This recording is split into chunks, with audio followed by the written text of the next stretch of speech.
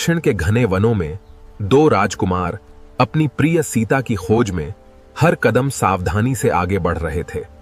सीता, तुम्हारे बिना हर दिशा सूनी लगती है। तुम जहां भी हो सुरक्षित रहो। मैं तुम्हें ढूंढ कर रहूंगा। भैया, मुझे स्पष्ट आभास हो रहा है, कोई हमें छुपकर देख रहा है। हमें हर कदम बहुत सावधानी से रखना होगा।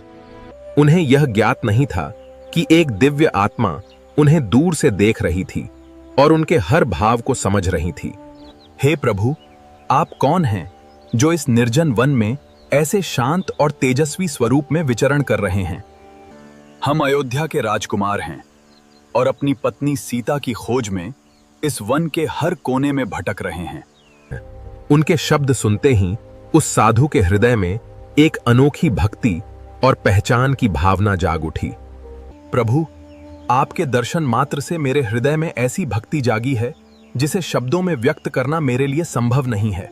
राम समझ चुके थे कि यह कोई साधारण व्यक्ति नहीं, बल्कि कोई दिव्य शक्ति उनके सामने खड़ी है। प्रभु, आपके तेज और आपकी वाणी में ऐसी शक्ति है जो किसी साधारण मनुष्य में नहीं हो सकती। तुम्हारी बातों में कुछ छिपा हुआ है। सच बताओ, तुम कौन हो और यहां क्यों आए हो? मैं एक साधारण सेवक हूं जो इस वन में रहने वालों की सहायता करता है और आपका मार्ग जानना चाहता था। क्या थे? राम उस साधु की भावनाओं को समझ रहे थे और उसके भीतर की सच्चाई को पहचान चुके थे। उस साधु के भीतर अब भक्ति की गहराई बढ़ती जा रही थी और उसका मन राम के चरणों में झुकने लगा था। प्रभु, मेरा मन आपको पहचान चुका है और अब मैं अपने भावों को और अधिक छिपा नहीं सकता।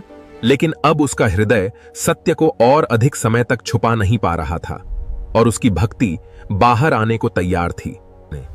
अब वो क्षण आने वाला था जब ये रहस्य उजागर होने वाला था और एक महान मिलन की शुरुआत होगी।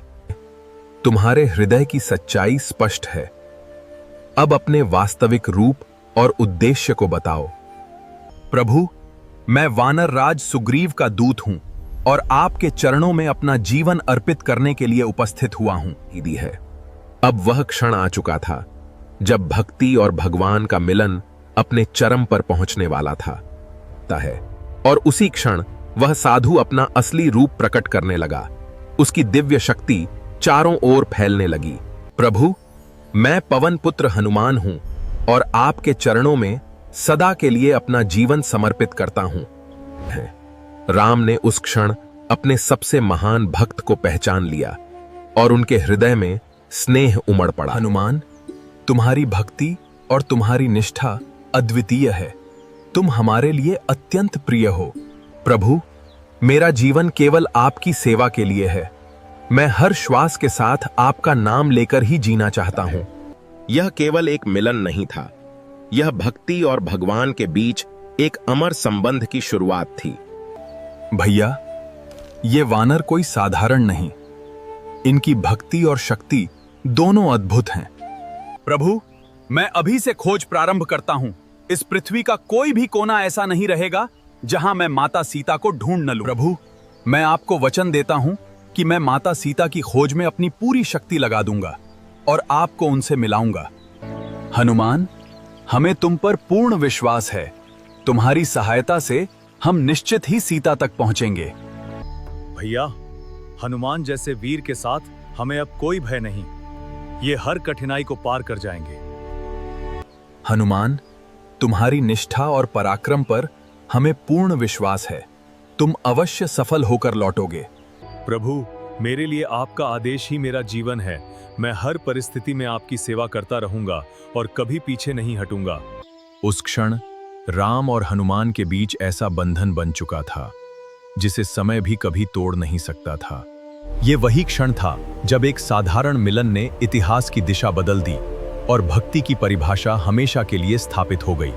और यहीं से शुरू हुई एक ऐसी यात्रा जिसने इतिहास नहीं बल्कि भक्ति का सबसे महान उदाहरण रच दिया।